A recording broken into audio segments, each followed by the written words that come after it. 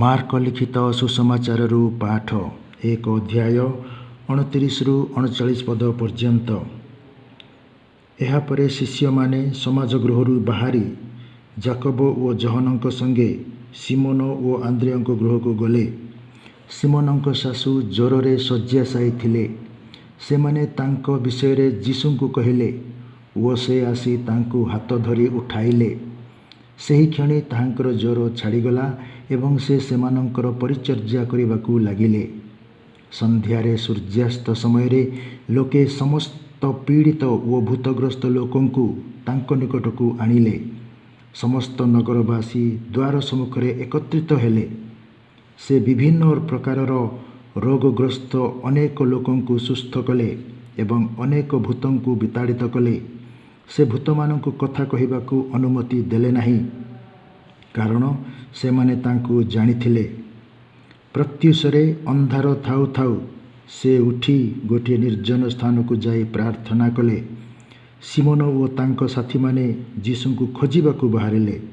ସେମାନେ ତାଙ୍କର ଦେଖା ପାଇ ତାଙ୍କୁ କହିଲେ, ସମସ୍ତେ ଆପଣଙ୍କୁ ଖୋଜୁଛନ୍ତି।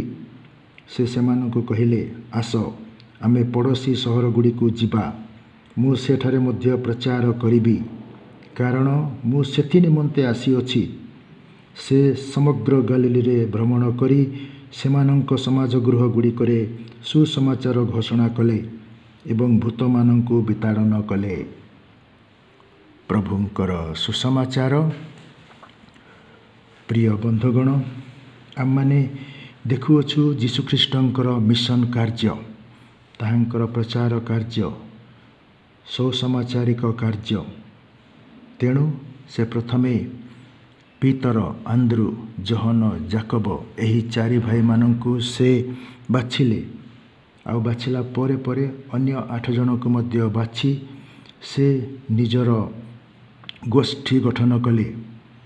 ନିଜର ପ୍ରେରିତମାନଙ୍କୁ ସେ ଗୋଟିଏ ଗୋଷ୍ଠୀ ରୂପରେ, ଗୋଟିଏ ମଣ୍ଡଳୀ ରୂପରେ ସେମାନଙ୍କୁ ସେ ଗଠନ କଲେ ଏବଂ ସେମାନଙ୍କୁ ଗଢ଼ିଲେ।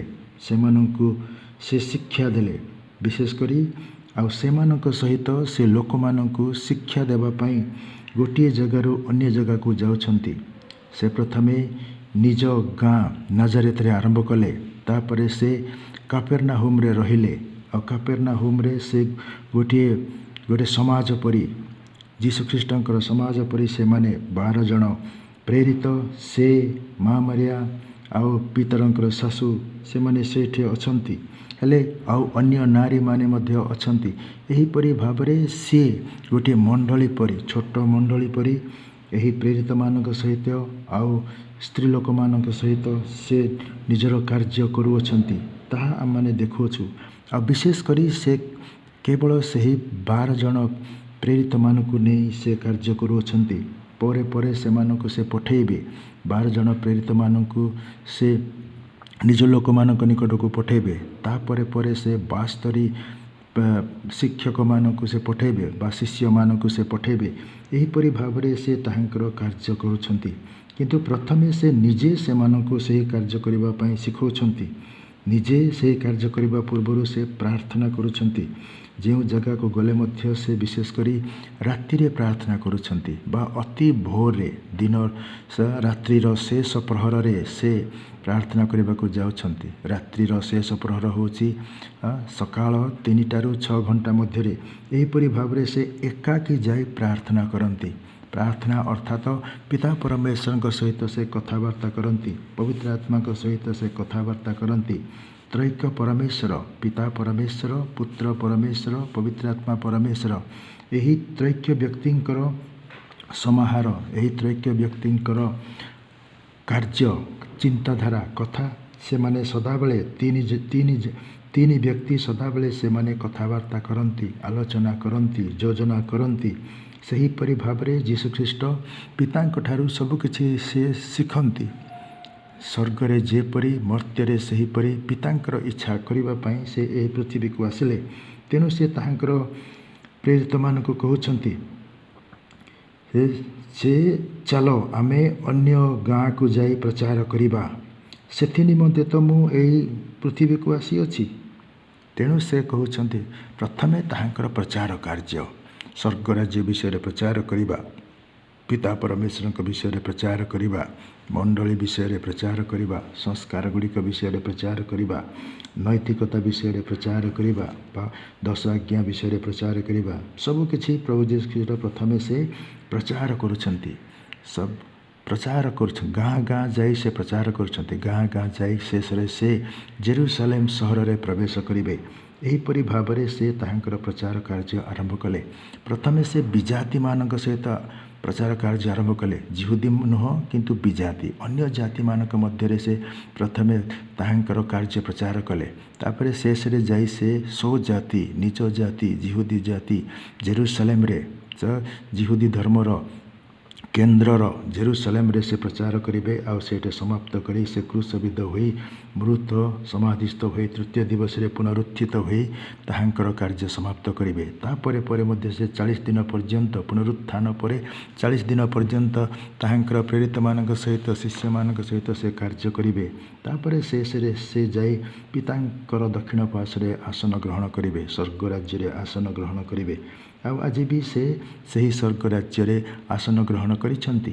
ସେ ଅଦୃଶ୍ୟ ଭାବରେ ସ୍ୱର୍ଗ ରାଜ୍ୟରେ ଆସନ ଗ୍ରହଣ କରିଛନ୍ତି। ପିତା, ପୁତ୍ର ଏବଂ ପବିତ୍ର ଆତ୍ମା ତ୍ରୈକ ପରମେଶ୍ୱର ଏହି ବିଶ୍ୱକୁ, ଏହି ସୃଷ୍ଟିକୁ ସେମାନେ ପରିଚାଳନା କରୁଛନ୍ତି, ଶାସନ କରୁଛନ୍ତି। ସବୁକିଛି ପ୍ରଭୁଙ୍କ ଇଚ୍ଛା ଅନୁସାରେ ହେଉଛି। ତେଣୁ ଏହି କାର୍ଯ୍ୟ ସବୁ ସେମାନେ କରୁଛନ୍ତି। ଆଉ ଆମମାନଙ୍କୁ ପ୍ରଭୁ ତାହାଙ୍କ ସଦୃଶ ସୃଷ୍ଟି କରିଥିବାରୁ ଆମମାନଙ୍କୁ ଏହି ପୃଥିବୀକୁ ପଠାଇଛନ୍ତି, ଯେପରି ଆମେ ତାହାଙ୍କୁ ପ୍ରଶଂସା କରିବା, ତାହାଙ୍କର ଇଚ୍ଛା ସାଧନ କରିବା, ତାହାଙ୍କୁ ସାକ୍ଷ୍ୟ ଦେବା, ତାହାଙ୍କ ମଣ୍ଡଳୀରେ ଅନ୍ତର୍ଭୁକ୍ତ ହେବା।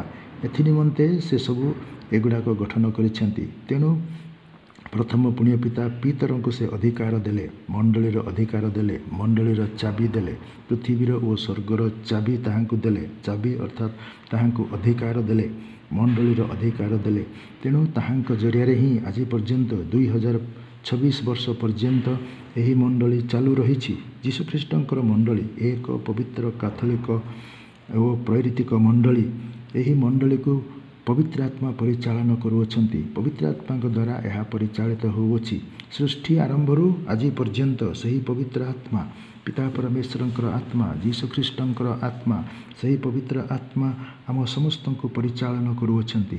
ତେଣୁ ସେହି ପବିତ୍ର ଆତ୍ମା ହିଁ ଏହି ଭୂତ ପ୍ରେତମାନଙ୍କୁ, ଏହି ପ୍ରେତାତ୍ମାମାନଙ୍କୁ, ଭୂତାତ୍ମାମାନଙ୍କୁ, ଏହି ଶୈତାନର ଆତ୍ମାମାନଙ୍କୁ ସେ ତାଡ଼ନ କରୁଛନ୍ତି, ସେମାନଙ୍କୁ ବିତାଡ଼ିତ କରୁଛନ୍ତି। ଆମ ମଧ୍ୟରୁ ସେମାନଙ୍କୁ ବିତାଡ଼ିତ କରୁଛନ୍ତି, ଲୋକ ସ୍ଥାନ ଗୁଡ଼ିକରୁ ସେମାନଙ୍କୁ ବିତାଡ଼ିତ କରୁଛନ୍ତି। ଏହିପରି ଭାବରେ ପ୍ରଭୁଙ୍କର କାର୍ଯ୍ୟ ଏ ପୃଥିବୀରେ ଚାଲିବ। ଶୈତାନର କାର୍ଯ୍ୟ ନୁହଁ।